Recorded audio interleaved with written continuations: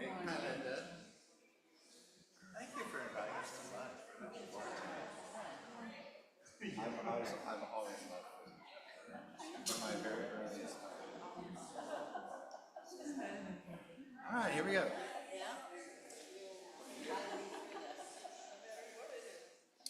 Wow.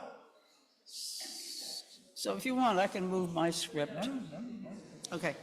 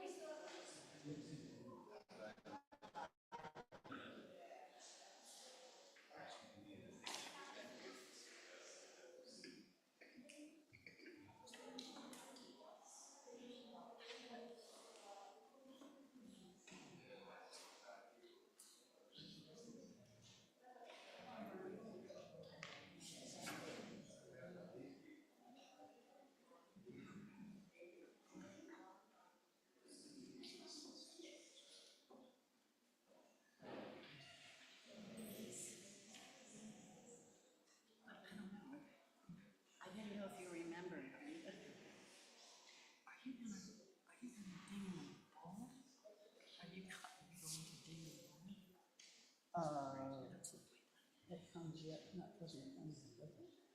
the first thing before I play the brain, but you don't have to do it till 10.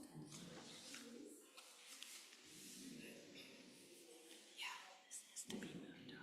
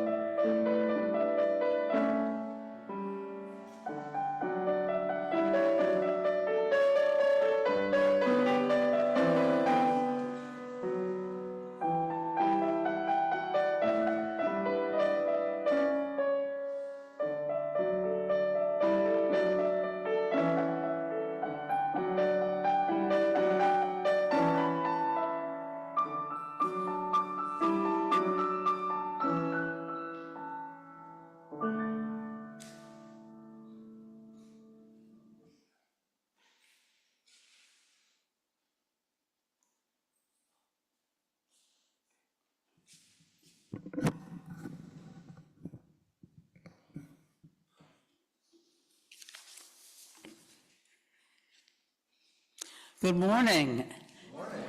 And welcome to the Unitarian Society of New Haven. To those who are here in the sanctuary and to those who are joining us online, welcome. I am Gwen Hughes Severance, your worship associate today, and my pronouns are she and her. If you're joining us for the first time, welcome. We're so glad you chose to spend this time with us. We are a diverse, multi-generational faith community that inspires lives of compassion and generosity. We nurture spiritual growth and cultivate transformative connections to create a more just world. This is a congregation that believes Black lives matter and that all people are inherently worthy. Please remember that the first few rows on my right are reserved for those people who choose to mask and for our musicians. And here's some information about coming events. Next week, August 25th, is the USNH Almost Labor Day Retreat. And because it's away, this building will be closed and there will be no service. Our last summer service will be on September 1st, and it'll be led by Joni Mesner. And then on the 8th of September is Water Communion. We love it. Please bring a small container of water. And then the 15th, looking ahead, is the Olympics after the service. So you can find out more about us by going to our website, usnh.org, or by contacting us on email at membership@usnh.org. We hold space during the worship each week to remember that amongst us there are always some individuals experiencing difficulty, as well as others celebrating some kind of happiness. We hold it all in a community of caring, knowing that those joys and sorrows of which we are made aware are only a fraction of our collective experience. Whether your joy or sorrow is shared or not, we take this moment to honor and hold each and all of us. We are deeply grateful for those who make today's service happen. Reverend Stephen preaching, our musicians Linda Pollock, Peggy Ray, and Lily Forbish, backstage our tech team, and the Sunday morning team.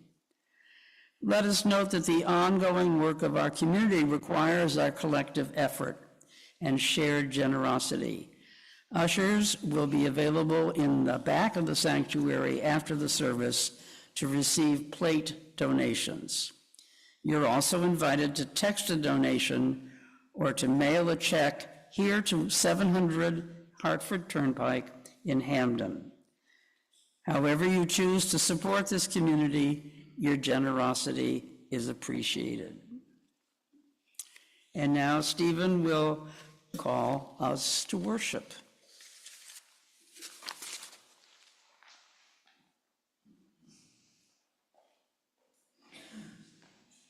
Good morning. My name is Reverend Stephen Kendrick. As I look out on this vast throng, I now accept your nomination. I'm sorry, those are the notes for tomorrow night. Sorry, I got confused. Actually, I'm doing a sermon today on advice. And I'm reminded, as I look out on you, that I'm going to give you a lot of advice since I'm not using it. So it'll be all yours. So looking ahead, we light our chalice as we gather ourselves. Christine Robinson, the great Unitarian minister, writes, "We gather this hour as people of faith, with joys and sorrows, gifts and needs. We light this beacon of hope, sign of our quest for meaning and celebration of the life we share together." And it is in that spirit that I ask Gwen to come back and lead us in our covenant that binds us together as a living community.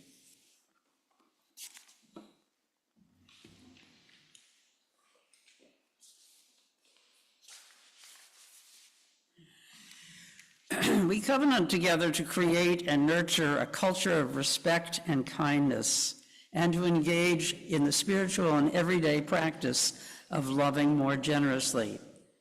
To this end, we will strive to be open, value differences, listen deeply, use kind language, speak our truths, work with conflict, and seek humor and joy.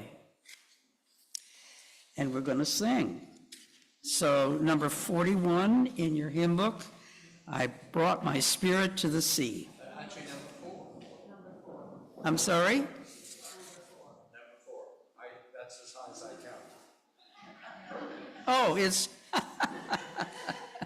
it's number 4, right, right. I read it as 41. Okay, number 4.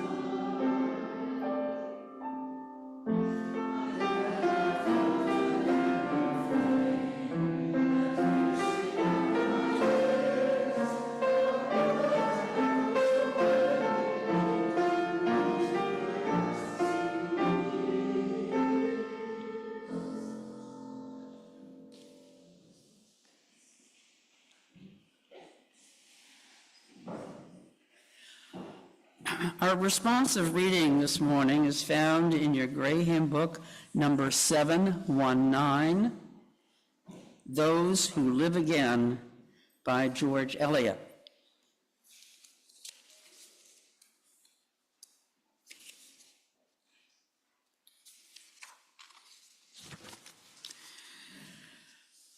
Oh, may I join the choir invisible of those immortal dead who live again in minds made better by their presence.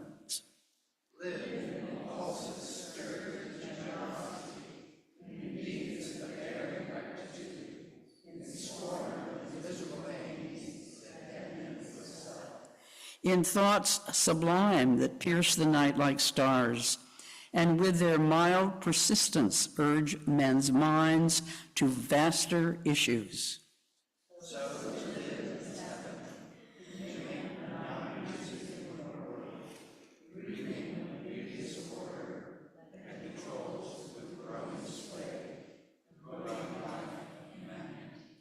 That better self shall live till human time shall fold its eyelids, and the human sky be gathered like a scroll within the tomb.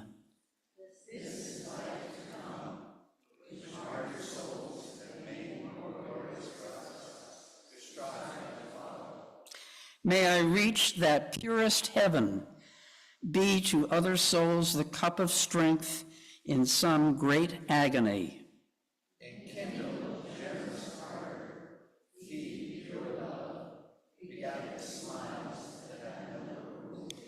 Be the sweet presence of a good diffused, and in diffusion evermore intense. So shall I join in the choir invisible, whose music is everlasting.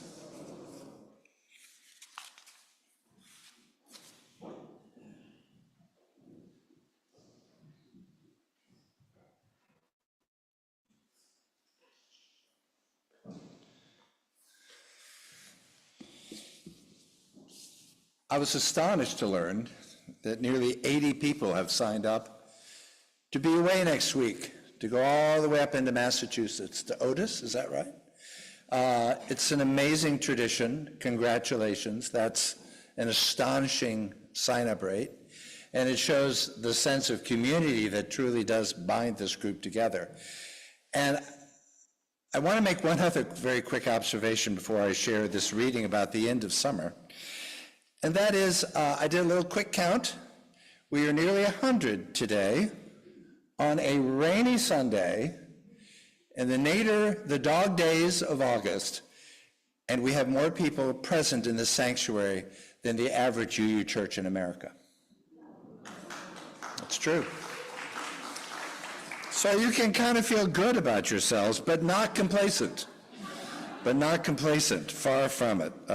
We all have a lot of work to do in making sure that this congregation fulfills its vast potential. But I'd like to share with you a reading from the poet Adrienne Rich. This high summer we love will pour its light. The fields grown rich and ragged in one strong moment. And then before we're ready, we'll crash into autumn with a bounty we can hardly forgive. Night frost will strike while the noons are warm, the pumpkins wildly glowing, the green tomatoes straining huge on the vines. Queen Anne and Black-Eyed Susan will straggle rusty as the milkweed stakes her claim. She who will stand at last, dark sticks barely rising, her testament of continuation, will dream of a longer summer, but this is the one we have. I lay my sunburned hand on your table. This is the time we have.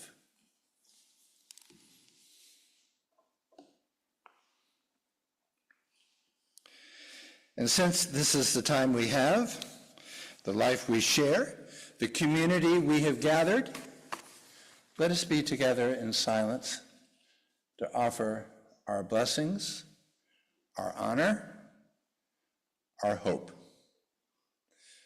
Let us be quiet together.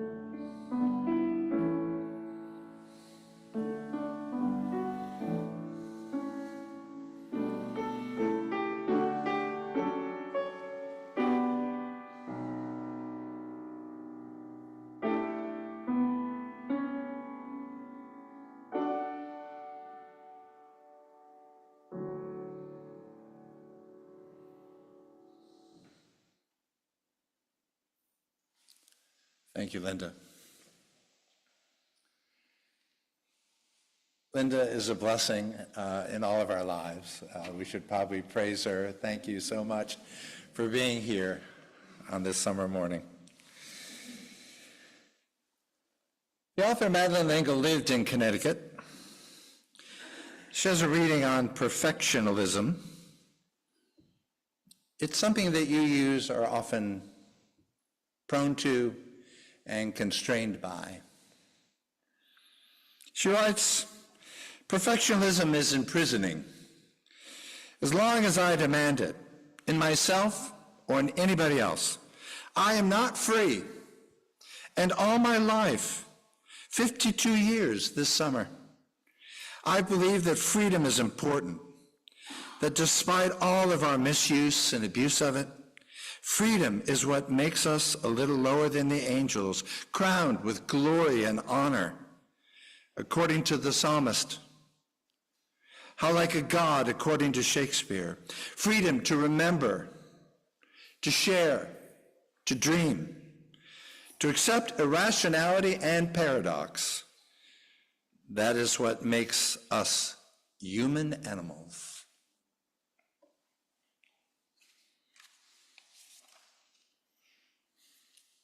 This morning's anthem.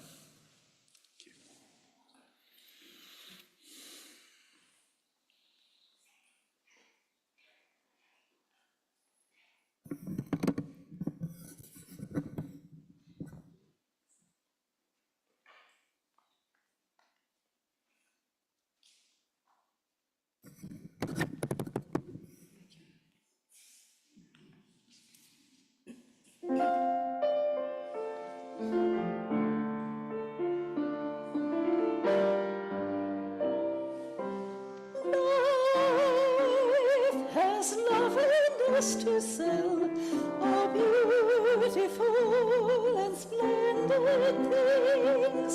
Blue waves whitened on a cliff, soaring far that sways and sings, and children's faces looking up, holding one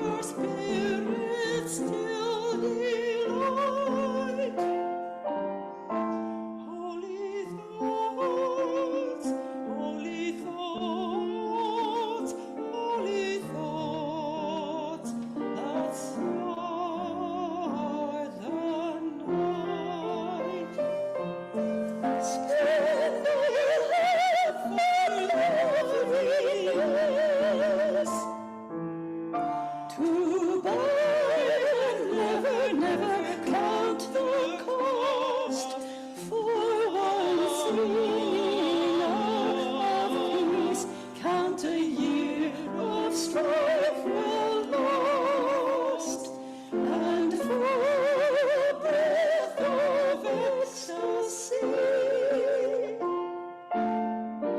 Give on, give on, you have won a good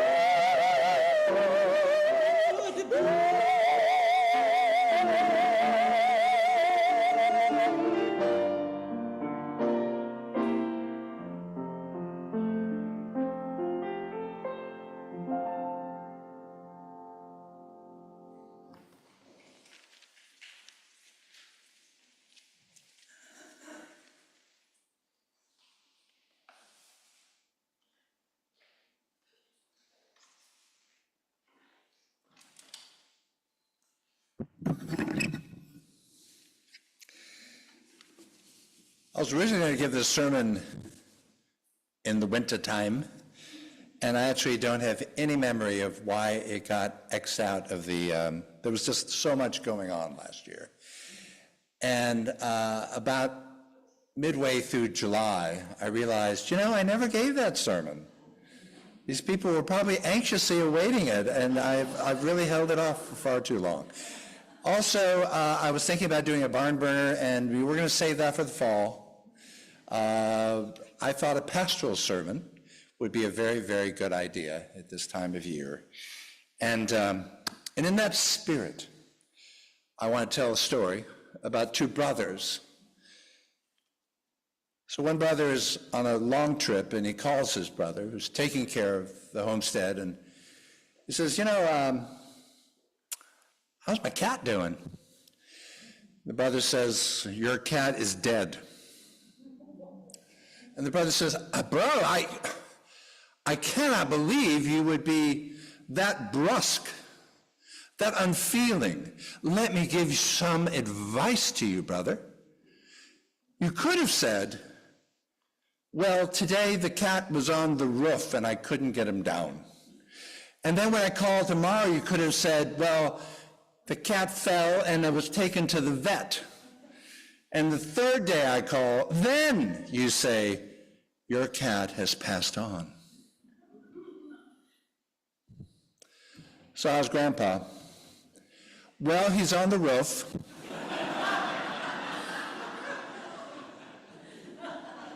I thought I could get away with that joke in this time of identity politics because I am a grandpa.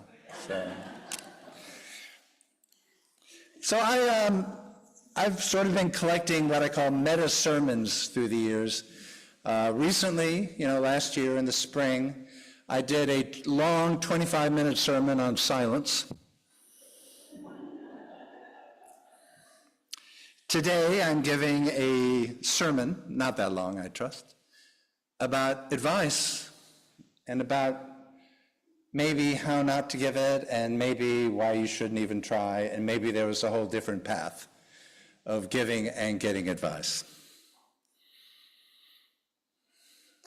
Theology can be pretty abstract, obscure, and obtruse. But once in a while, we try to get down into the struggle of daily life. And who among us have not been stung by someone offering advice that just doesn't feel right? And who among us hasn't had the need to reach out and implore others to give us assistance, give us perspective? Giving and getting advice is a pretty human pastoral duty. It is also, I would submit to you, a spiritual art. And I would also add, in the realm of advice, boy, isn't it better to give than to receive?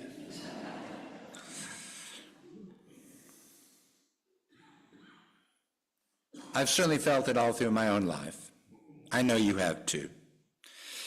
As a son, as a brother, as a father, as a husband, now as a grandfather, as a minister, whose whole life often revolved around sitting down with people as they poured their heart out, often looking for guidance or structure or just a shoulder to rest upon for a moment,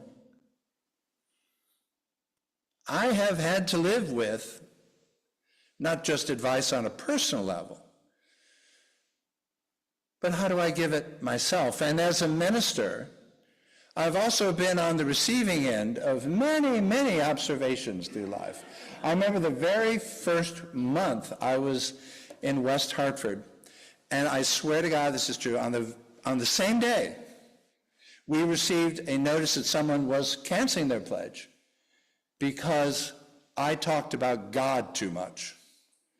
And on the same day, the very same day, I received a phone call from an irate parishioner saying, Stephen, this is a UU Christian church, and I'm not hearing you talk about God. What do you do with that? You live with it. You just accept it. You just think of it as part and parcel of what it means to live in community with people.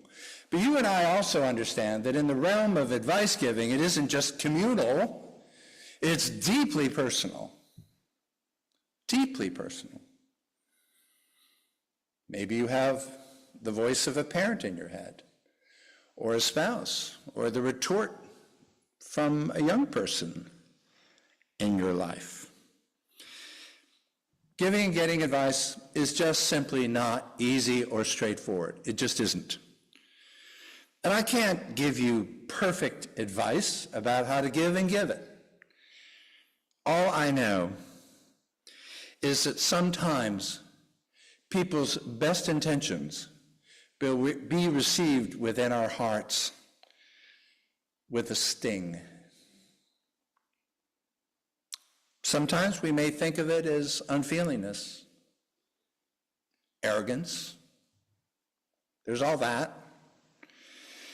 But deep down, we can take advice from strangers, but advice from people that we love and are dependent upon, wow, the stakes are so much higher.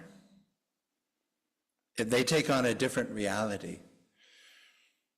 Words offered up from a loved one, whose advice could be perfectly appropriate, needed, but they can be perceived as edging towards the critical. And there's not a person in this room that likes to be criticized. What we're looking for in life is to be upheld, is to be held with tenderness. So really what I'm going to be talking about today, if you're going to be in the biz of giving and getting advice, and we all are, will continue to be, I want to put it in a different frame. I want to say one thing really clear, and that's why it's a spiritual art. You actually have no greater wisdom than the person that you are offering advice to. You're human and imperfect, just like they are. And advice, even if it's called advice, always has to be extended with a deep reservoir of humility.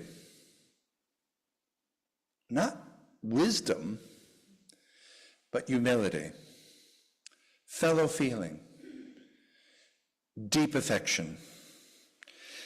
Some years ago, I wrote in a newsletter 10 strongly worded suggestions about how to give and give advice, and in rereading it recently, I thought it stood up pretty well. So I'll share it with you right now. Number 1, when receiving advice, say thank you, even if it makes you defensive, because someone might be offering you a great gift. Number 2, offering advice or criticism is risky business. So give it gently or with respect, or don't bother. It will only hurt your relationship. Number 3, this is very important. I'm going to come back to it. Most advice applies more to the person offering it than to you. But that rare exception is valuable. Number 4, and you will sometimes know that rare exception because it's sometimes a piece of advice that snags at you, makes you the most defensive, makes you the most hurt. Defensiveness is, not always, but often, a very important signal. Number 5, anger is generally a sign of fear. And fear is a sign of defensiveness. And defensiveness tells you that the advice just might be worthy of you dwelling with it for a while before dismissing it. Number 6, and we'll come back to this again too. When you get many people telling you the same thing, you better pay attention. Most pieces of advice come to you singularly, and most will not matter. 7, never feel free to hurt other people's feelings, especially if they're a member of your family. Kinship is never a license to speak unthinkingly. 8, when painful advice is, in your opinion, needing to be heard by another, offer it with 2 statements of regard and affection around it, or it won't be heard at all. In fact, I gave this to the leadership of most of the churches I served along the way. That if we're going to say something that in any realm is going to be hardly perceived or perceived hardly, make sure that you express at least twice, not just once, twice, a higher regard and affection. 9, recognize that offering advice is fine, but that your wisdom, in quotes, your wisdom, cannot help another until it becomes their inner wisdom. You cannot give away your experience. There's a reason we learn life the way we do. Because through our own experience, it is the only way to learn. As I look around today, I suspect you all know this. Maybe I'm bringing coals to Newcastle. Number 10, my advice on giving advice is to spice your criticism of others with a frank acknowledgement of your own frailties, not your higher wisdom. Remember that criticism is almost never perceived as constructive because we all wish to be held as complete and whole. We want affection more than respect, and we want honesty made as safe as possible for us to hear.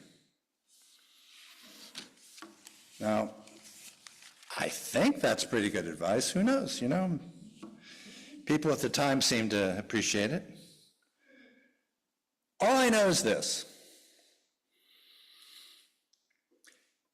Liz gave me a wonderful article from the Harvard Business Review on giving and getting advice. And of course, almost none of it is really applicable in this sermon. But there was one thing that was. It was really interesting to me.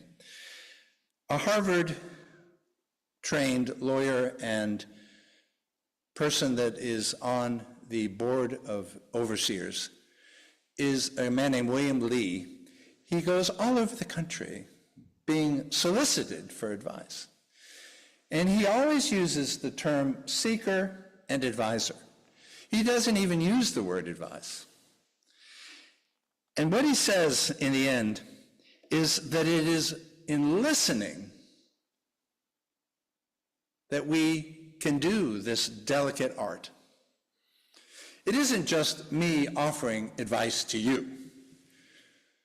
if I'm a seeker and I wish to get a new perspective on my life, and I ask you to be an advisor, to walk with me, to listen with me, and to listen to me, then you learn to ask questions.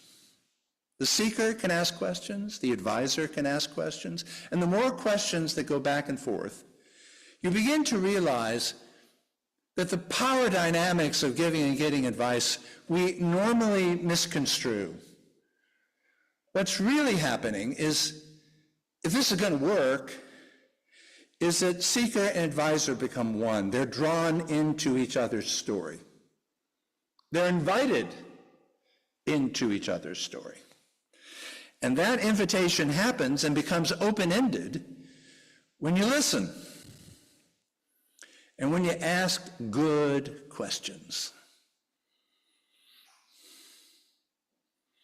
It becomes a mutual search for not wisdom, but for best solutions, best practices, best understanding. And if the listening is willing to invest some risk, then it becomes a vehicle to become closer.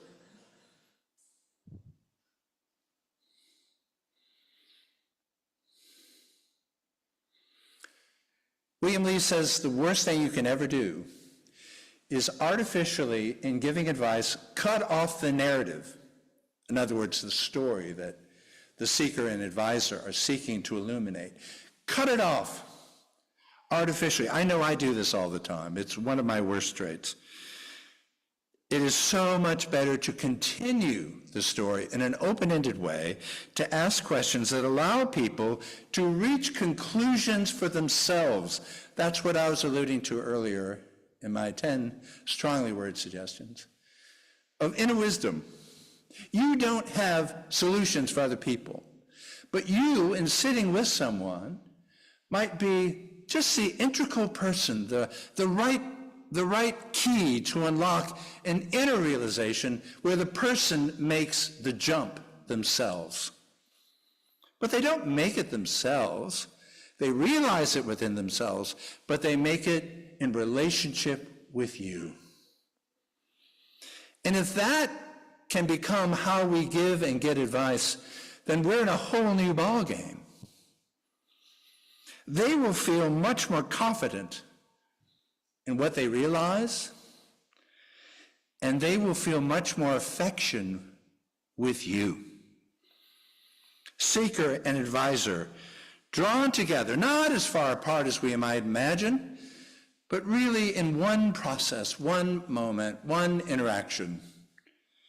And that can be a very good thing. And in the end, there's a quote I found by Albert Camus, and I want to emphasize this as I finish up here. He said, "Never stop waiting for signs of tenderness." Never stop waiting for signs of tenderness. When we use a word like criticism, the word tenderness doesn't usually come up. But I'm talking about a different path, a different mode, a different interaction that is indeed about tenderness. When criticism or advice comes your way, and it will,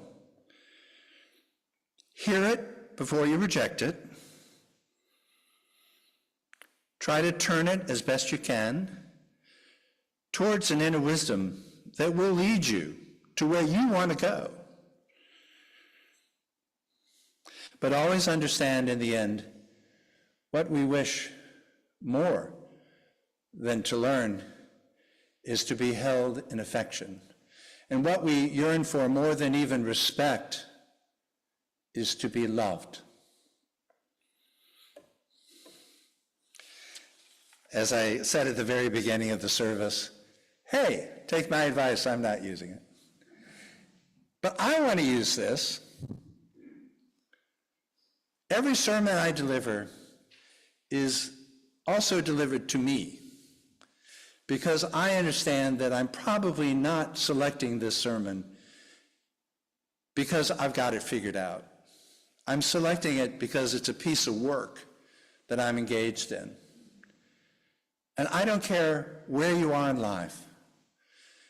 The enterprise of receiving and offering advice is never going to drop away. It's always going to be present. But we can learn a new way. I can learn a new way. Together, this congregation can learn a new way of understanding what it means to truly sit together, listen, hold, absorb, move, appreciate. And isn't that spirit that I follow my father's advice that he gave me when I told him that I was going into the ministry? And Liz will tell you that my father was a rather stoic, laconic man, not used to offering wisdom at any time, but he said, Stephen, be kind, be wise, be short. I swear to God he said that. Amen. Hymn 308, The Blessings of the Earth and Sky, 308.